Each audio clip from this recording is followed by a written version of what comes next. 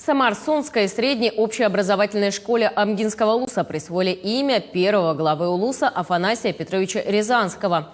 В 1912 году жители Амгинского улуса, в то время вновь образованного, выбрали первым главой района Афанасия Петровича Рязанского. Кроме основания Амгинского улуса, в 1912 году он выступил на инородческом съезде, где был избран руководителем комиссии по подготовке прошений в правительство России.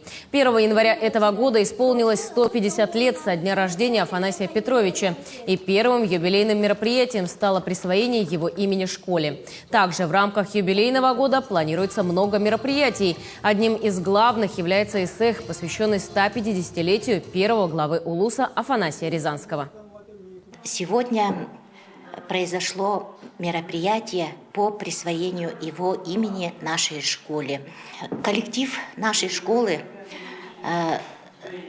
очень рад этому событию и надеюсь, что мы с достоинством будем нести оказанную нам честь, оказанное нам доверие.